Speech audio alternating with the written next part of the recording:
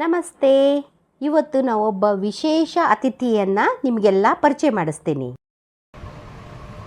Welcome to the knowledge kitchen with Paru. ಇವರು ನನ್ನ friend Veena ಅಂತ. ಇವರು ಜ್ಞಾನದ ಭಂಡಾರ.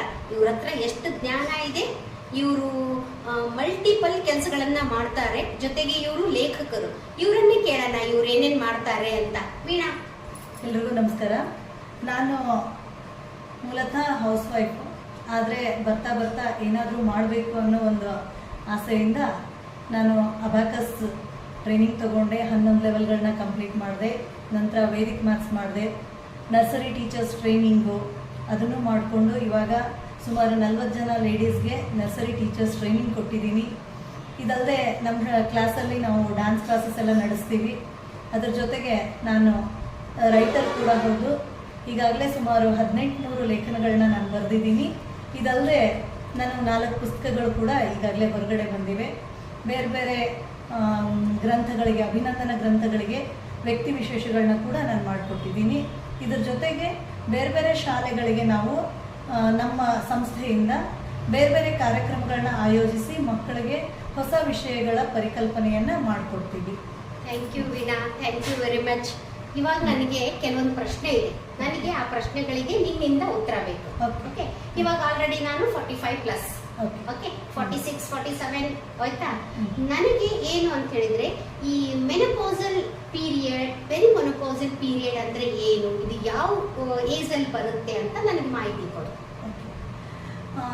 ಫ್ರೆಂಡ್ಸ್, ನಿಜ ಹೇಳಬೇಕು ಅಂದರೆ ಈ ಮೆನೋಪಾಸಲ್ ಪೀರಿಯಡ್ ಅನ್ನೋದು ಇಂತಿಷ್ಟೇ ವಯಸ್ಸಿಗೆ ಬರುತ್ತೆ ಅಂತಿಲ್ಲ. ಎನಿಬಡಿ ಹೂ ಇಸ್ ಅಬೌವ್ 40 ಅಥವಾ 35 ವರ್ಷಕ್ಕೂ ಹೇಳಬಹುದು, ಅವ್ರಿಗೆ ಮೆನೋಪಾಸಲ್ ಸಿಂಪ್ಟಮ್ಸ್ ಶುರು ಆಗುತ್ತೆ. ಒಮ್ಮಿಂದೊಮ್ಮೆಲೆ ತೂಕ ಜಾಸ್ತಿ ಆಗೋದು, ದೇಹದಲ್ಲಿ ಇಲ್ಲಿವರೆಗೂ ಹಾಕೋತಾ ಇದ್ದ ಬ್ಲೌಸ್ಗಳು, ಡ್ರೆಸ್ಗಳು ತುಂಬ ಟೈಟ್ ಆಗ್ತಾ ಇದೆ ಅನ್ನೋ ಥರ ಆಗೋದು, ಒಮ್ಮಿಂದೊಮ್ಮೆಲೆ ಬೆವರು ಬರೋದು, ಆಮೇಲೆ ಬೆವರಿದ ತಕ್ಷಣವೇ ಚಳಿ ಚಳಿ ಅನಿಸೋದು. ಇದಕ್ಕೆ ನಾವು ಹಾಟ್ ಫ್ಲಶಸ್ ಅಂತ ಹೇಳ್ತೀವಿ. ಈ ಥರ ಆಗುತ್ತೆ. ಇದನ್ನು ಬಿಟ್ಟರೆ ಮತ್ತೆ ಕೆಲವರಿಗೆ ತೀರಾ ಕಾಲು ನೋವು, ಎಲ್ಲ ಕೆಲಸ ಮಾಡಿಕೊಂಡು ಓಡಾಡ್ಕೊಂಡಿದ್ದವ್ರಿಗೆ ಒಮ್ಮಿಂದೊಮ್ಮೆಲೆ ಕಾಲು ನೋವು ಬರುತ್ತೆ.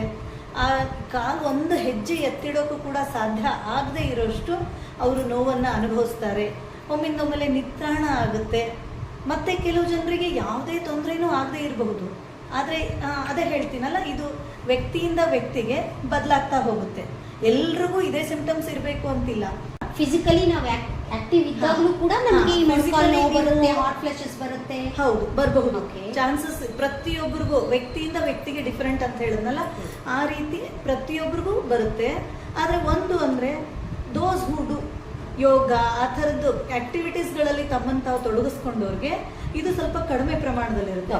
ಈಗ ನೀವು ಕೂಲಿ ಕೆಲಸಕ್ಕೆ ಹೋಗೋರು ಅಥವಾ ಫಿಸಿಕಲ್ ವರ್ಕ್ ಮಾಡುವಂಥ ಹೆಣ್ಮಕ್ಳಿಗೆ ಹೋಗಿ ಈ ಮೆನೋಪಾಸ್ ಬಗ್ಗೆ ಕೇಳಿದ್ರೆ ಅದೇನ್ರಿ ಅದ್ರ ಪಾಡಿಗೆ ಅದು ಬರುತ್ತೆ ಹೋಗುತ್ತೆ. ಎಸ್, ಅಮ್ಮನು ಕೇಳಿದ್ರೆ ಹಿಂಗೆ ಹೇಳಿದ್ರು. ನಂಗೆ ತುಂಬಾ ಹಾಟ್ ಫ್ಲಶಸ್ ಬರ್ತಾ ಇತ್ತು.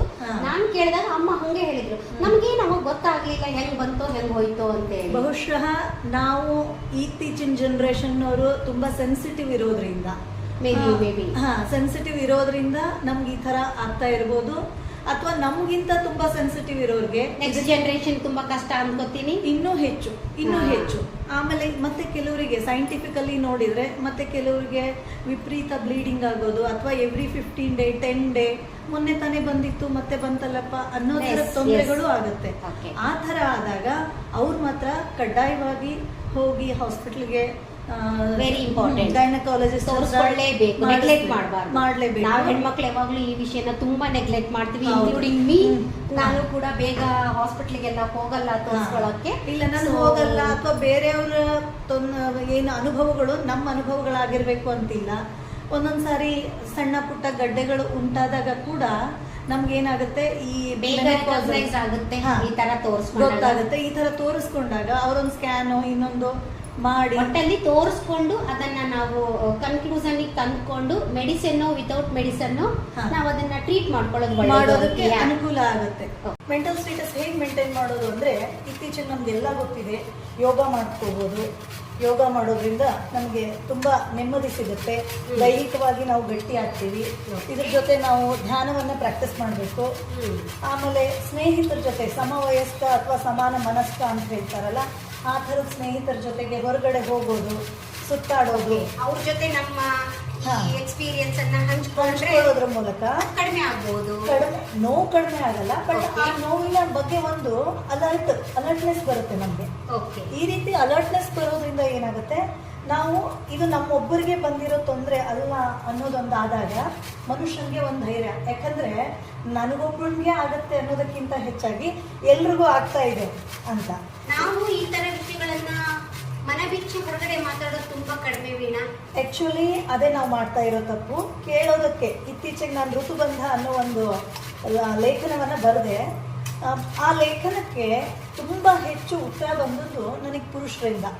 ಅಂದ್ರೆ ಅವರೆಲ್ಲ ಓದ್ತಾ ಇದ್ದಾರೆ ಅಂತ. ಹೌದು, ಹಾ, ಈವನ್ ಒಬ್ರು ಚಂದನ ಟಿವಿಗೆ ಥಟ್ ಅಂತ ಹೇಳಿ ಕಾರ್ಯಕ್ರಮಕ್ಕೆ ಅಟೆಂಡ್ ಮಾಡ್ತಾ ಇರೋರು ನನಗೆ ಕಾಲ್ ಮಾಡಿ ಅವತ್ತಿನ ದಿನ ಇನ್ನೊಂದು ದೊಡ್ಡ ಪತ್ರಿಕೆಯಲ್ಲಿ ಬಂದಂಥ ಲೇಖನವನ್ನು ನನ್ನ ಲೇಖನನು ಕಂಪೇರ್ ಮಾಡಿ ಅದ್ರ ಬಗ್ಗೆ ನನಗೆ ಒಂದು ಒಳ್ಳೆ ಕಮೆಂಟ್ ಕೊಟ್ಟರು.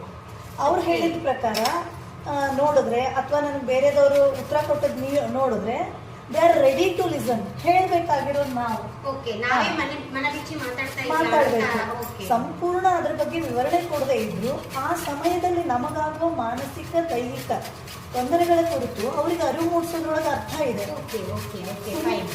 ಸುಮ್ಮನೆ ನಾವು ಸಫರ್ ಆಗೋದ್ರಲ್ಲಿ ಅಟ್ಲೀಸ್ಟ್ ನಮ್ಮ ಸಫರಿಂಗ್ನ ಅವ್ರೇನು ತಗೊಳಕ್ಕಾಗಲ್ಲ, ಆದರೆ ಆ ಸಫರಿಂಗ್ನ ಅವ್ರು ಅರ್ಥ ಮಾಡ್ಕೊಂಡ್ರೆ ಎಷ್ಟೋ ಅನುಕೂಲ ಆಗುತ್ತೆ. ಇದ್ರ ಜೊತೆಗೆ ಈಗ ಇದರಿಂದ ಹೊರಗೆ ಬರೋದು ಹೇಗೆ ಅನ್ನೋದಕ್ಕಿಂತ ಅದು ತುಂಬಾ ಇಂಪಾರ್ಟೆಂಟ್. ನಾವ್ ಇದರಿಂದ ಏನೇನ್ ಮಾಡ್ಕೋಬಹುದು, ತುಂಬಾ ಬೇಸಿನಲ್ಲಿ ಏನು ತಗೊಳ್ಳೋದು ಬೇಡ. ಫಿಸಿಕಲಿ ನಾವು ಫಿಟ್ ಆಗಬೇಕು ಅನ್ನೋದೇ ಮೇನ್. ಫಿಸಿಕಲಿ ಫಿಟ್ ಆದರೆ ನೋವನ್ನ ತಡೆ ಹಿಡಿಯೋ ಶಕ್ತಿ ಸಿಗುತ್ತೆ. ಹೆಂಗೆ ಸಿಗುತ್ತೆ ಅಂದರೆ, ನಮ್ಮ ಫಿಸಿಕಲ್ ಫಿಟ್ನೆಸ್ಸು ನಮ್ಮ ನೋವನ್ನು ಬೇರ್ ಮಾಡುವಂಥ, ಎಷ್ಟು ಸಾಧ್ಯ ಆಗುತ್ತೋ ಅಷ್ಟು ಬೇರ್ ಮಾಡುವಂಥ ಒಂದು ಕೆಪಾಸಿಟಿಯನ್ನು ಪಡ್ಕೊಳ್ಳುತ್ತೆ. ಆಮೇಲೆ ನಾವು ಧ್ಯಾನ, ಭಜನೆ ಈ ಥರದ್ದು ಮಾಡೋದ್ರಿಂದ ನಾವು ಮೆಂಟಲಿ ಕೂಡ ಒಂಥರ ಸ್ಟೆಬಿಲಿಟಿನ ಪಡ್ಕೋತೀವಿ. ಈ ರೀತಿ ಎರಡು, ಫಿಸಿಕಲ್ ಆ್ಯಂಡ್ ಮೆಂಟಲ್ ಸ್ಟೆಬಿಲಿಟಿ, ನಮಗೆ ಈ ಮೆನೋಪಾಸಲ್ ಪೀರಿಯಡ್ನ ಬೇರ್ ಮಾಡೋದಕ್ಕೆ ಈಸಿ ಆಗುತ್ತೆ. ಹಾಗಂತ ಹೇಳಿ ಇದು ಎಲ್ರಿಗೂ ಹೀಗೆ ಇರಬೇಕು ಅಂತ, ಮತ್ತೆ ಕೆಲವರಿಗೆ ಮೆಡಿಕಲ್ ಇದನ್ನು ಬೇಕಾಗ್ಬೋದು, ಏನು ಕಡ್ಡಾಯವಾಗಿ ಬೇಕೇ ಬೇಕು, ಹೋಗ್ಲೇಬೇಕು. ನಾವು ಒಂದ್ಸರ್ತಿ ಆಫ್ಟರ್ 40 ಒಂದ್ಸರ್ತಿ ನಾವು ಹೋಗ್ಲೇಬೇಕು. ಡಯಟ್ ಮಾಡ್ತೀನಿ ಅನ್ನೋರ್ಗೂ ಕೂಡ ತುಂಬಾ ಒಳ್ಳೆ ಫುಡ್ ಸೌತೆಕಾಯಿ, ಗಜ್ರಿ ತುರಿ, ಸೌತೆಕಾಯಿ ತುರಿ, ಗಜ್ರಿ ತುರಿ, ಇದು ಮೊಳಕೆ ಹೊಡೆದಂತ ಕಾಳುಗಳು. ನೀನೇ ತೋರಿಸ್ಬಿಡು. ಹಾ, ಇದು ಮಡಕೆ ಕಾಳು, ಮೊಳಕೆ ಹೊಡೆದದ್ದು. ನಂತರ ಈ ನೆನೆಸಿಟ್ಟಿರೋ ನಾವು ಶೇಂಗಾ ಕಾಳು ಅಂತ ಹೇಳ್ತೀವಿ, ಈ ನೆನೆಸಿಟ್ಟಿರೋ ಶೇಂಗಾ ಕಾಳು, ಕೊಂಚ ಉಪ್ಪು, ಇದೊಂದಿಷ್ಟು ಉಪ್ಪು, ರುಚಿಗೆ ತಕ್ಕಷ್ಟು ಸಕ್ಕರೆ, ಸ್ವಲ್ಪ ನಿಂಬೆ ರಸ, ಇದಿಷ್ಟು ಹಾಕಿದ್ರೆ ನಮಗೆ ಬೆಳಿಗ್ಗೆ ತಿಂಡಿ ಜೊತೆ ನಾವು ತಿಂಡಿನ ಜಾಸ್ತಿ ತಿನ್ನೋದಕ್ಕಿಂತ ನಮ್ಮ ತಿಂಡಿ ಪ್ರಮಾಣನ ಸ್ವಲ್ಪ ಕಡಿಮೆ ಮಾಡಿಕೊಂಡು ಇದನ್ನ ಜಾಸ್ತಿ ತಿಂದರೆ ನಮಗೆ ಹೆಚ್ಚು ನಮ್ಗೆ ಬೇಕಾದಂಥ ಪೋಷಕಾಂಶಗಳು ಎಲ್ಲ ದೊರೆಯುತ್ತೆ. ಓಕೆ, 75% ನಾವು ಇದನ್ನ ಒಂದು 25% ನಾವೇನು ಬ್ರೇಕ್ಫಾಸ್ಟ್ ಮಾಡ್ತೀವೋ ಆ ಥರ ಮಾಡಿದಾಗ ನಮಗೆ ಹೊಟ್ಟೆ ತುಂಬದ ಅನುಭವ ಆಗುತ್ತೆ. ನಮಗೆ ಕಾರ್ಬೋಹೈಡ್ರೇಟ್ಸ್ ಕಡಿಮೆ ಇರುತ್ತೆ, ಬಟ್ ಇದೆಲ್ಲ ಏನು ಪೋಷಕಾಂಶಗಳು ದೇಹಕ್ಕೆ ಬೇಕಾಗೋದು ಎಲ್ಲ ಸಿಗುತ್ತೆ. Okay, thank you Veena. Next ಇನ್ನು ಒಂದು ಲಾಸ್ಟ್ ಕ್ವಶನ್. ಸೊ ಈ ತರ ಆದಾಗ ಫ್ಯಾಮಿಲಿ ಸಪೋರ್ಟ್ ಹೇಗಿರ್ಬೇಕು ಅಂತೀಯ? ಆಕ್ಚುಲಿ ಹೇಳ್ಕೊಂಡ್ರೆ ತಾನೇ ಗೊತ್ತಾಗೋದು. ನಾವು ನಮ್ಮ ಕುಟುಂಬದವ್ರ ಜೊತೆ ಸ್ವಲ್ಪ ಈ ವಿಷಯದ ಬಗ್ಗೆ ಮಾತಾಡಿ ಅವರಿಗೆ ಈ ವಿಷಯದ ಬಗ್ಗೆ ತಿಳಿಸಿ ಹೇಳಿದಾಗ ಅವರು ಕೂಡ ನಮಗೆ ಸ್ಪಂದಿಸ್ಬೋದು. ಕೆಲವರಿಗೆ ತುಂಬ ರೆಸ್ಟ್ ಅವಶ್ಯಕತೆ ಇರ್ತದೆ, ಅವ್ರಿಗೆ ರೆಸ್ಟ್ ತಗೊಳ್ಳೋದಕ್ಕೆ ಅವಕಾಶ ಮಾಡಿಕೊಡ್ಲಿ. ಆಮೇಲೆ ಫಿಸಿಕಲ್ ಪೇನ್ಗಳನ್ನು ಬೇರ್ ಮಾಡೋದಕ್ಕೆ ಮೆಂಟಲ್ ಸಪೋರ್ಟ್ ಖಂಡಿತ ಬೇಕು. ಆ ರೀತಿ ಮನೆಯವರು ಅವರ ಆ ಸಮಯವನ್ನು ಅವರು ಸುಧಾರಿಸ್ಕೊಳ್ಳೋದಕ್ಕೆ, ಅವರು ಸ್ವಲ್ಪ ಸಮಾಧಾನವಾಗಿ ಇರೋದಕ್ಕೆ ಅವಕಾಶ ಮಾಡಿಕೊಡ್ಲಿ. ಈ ರೀತಿ ಫ್ಯಾಮಿಲಿ ಸಪೋರ್ಟ್ ಸಿಕ್ಕರೆ ಹೆಣ್ಮಕ್ಳು ಯಾವತ್ತೂ ತಮ್ಮ ಇದರಲ್ಲಿ ಬದುಕಿನಲ್ಲಿ ತೊಂದರೆಗಳನ್ನ ಅನುಭವಿಸೋದು ಬಹಳ ಕಡಿಮೆನೇ ಅಂತ ಹೇಳ್ಬೋದು. ಜೊತೆಗೆ ಫ್ಯಾಮಿಲಿ ಹೆಂಗೆ ಸಪೋರ್ಟ್ ಮಾಡೋದಂತೀಯ? ಗಂಡ ಮಕ್ಕಳು ಜೊತೆಗಿರೋರು ತುಂಬ ಮಾಡೋದೇನು ಬೇಕಾಗಿಲ್ಲ. ಅಕಸ್ಮಾತ್ ಆಕೆಗೆ ಅವತ್ತು ಅಡುಗೆ ಮಾಡೋದಕ್ಕೆ ಇಷ್ಟ ಇಲ್ಲದೆ ಹೋದಾಗ ತಾವೇ ಆಕೆಗೆ ಬೇಕಾಗುವಂಥ ಆಹಾರವನ್ನು ತಾವು ತಯಾರು ಮಾಡಿ ಮನೆಯವರೆಲ್ಲ ಒಟ್ಟಾಗಿ ಕೂತ್ಕೊಂಡು ತಿಂದಾಗ ಆಕೆಗೆ ಅದು ಅನುಕೂಲನೇ ಆಗುತ್ತೆ. ಸ್ವಲ್ಪ ಕಿರಿಕಿರಿಯನ್ನು ಅನುಭವಿಸ್ತಿರ್ತಾಳಲ್ಲ, ಅದರ ಪರಿಣಾಮವಾಗಿ ಆಕೆ ಸ್ವಲ್ಪ ಕಿರಿಕಿರಿಯಿಂದ ಮಾತಾಡ್ಬೋದು ಅಥವಾ ಒಮ್ಮಿಂದೊಮ್ಮೆಲೆ ಜೋರಾಗಿ ಕಿರ್ಚಾಡ್ಬೋದು. ಆ ಸಮಯದ ಆಕೆಯ ತೊಂದರೆಗಳನ್ನು ಅರಿತುಕೊಂಡು ಕುಟುಂಬದವರು ಆಕೆಗೆ ಸಪೋರ್ಟ್ ಮಾಡಿದ್ರೆ, ಆಕೆಯ ಭಾವನೆಗಳನ್ನ ಅರ್ಥ ಮಾಡಿಕೊಂಡು ಆಕೆಯ ಭಾವನೆಗೆ ಸ್ಪಂದಿಸಿದರೆ ಬಹುಶಃ ಆಕೆಗೆ ಇದು ಆರಾಮದಾಯಕ ಪೀರಿಯಡ್ ಅಂತ ಕೂಡ ಅನ್ನಿಸ್ಬಹುದು.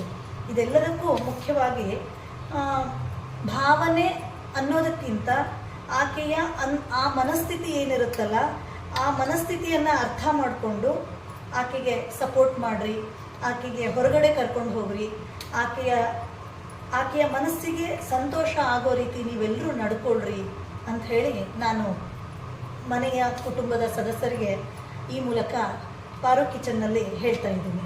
ಓಕೆ, ಸೊ ಇವಾಗ ನಿನ್ನ ಡಿಸ್ಕಷನ್ ಕೇಳಿದ್ಮೇಲೆ ನನಗನ್ನಿಸ್ತು ನಾವು ಕೂಡ ಹೇಳ್ಕೋಬೇಕು ಮನೆಯವ್ರಿಗೆ.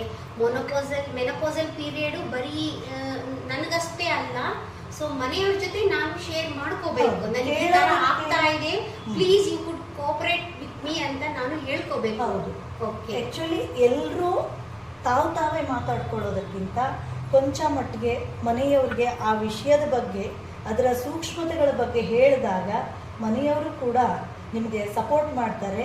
ಸುಮ್ಮನೆ ಅವ್ರು ಸಪೋರ್ಟ್ ಮಾಡಲ್ಲ ಅಂತ ಬ್ಲೇಮ್ ಮಾಡೋದಕ್ಕಿಂತ ನೀವು ಹೇಳ್ಕೊಳ್ಳೋದಕ್ಕೆ ತಯಾರಾಗ್ರಿ ಅಂದರೆ ಅವ್ರ ಕಿವಿಗಳು ಕೇಳೋದಕ್ಕೆ ರೆಡಿ ಆಗ್ತವೆ ಅಂತ ಹೇಳಿಬಿಟ್ಟು ನಾನು ಹೇಳ್ತೀನಿ. ಸರ್ವ್ ಮಾಡಿಬಿಡೋಣ ವೀಣಾ ಈಗ? ರೆಡಿ. ಈಗ ನಮ್ಮ ಹೆಲ್ದಿ ಮಾರ್ನಿಂಗ್ ಸ್ಟಾರ್ಟ್.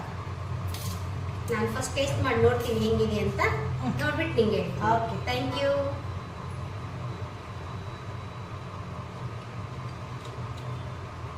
ತುಂಬಾ ಚೆನ್ನಾಗಿದೆ.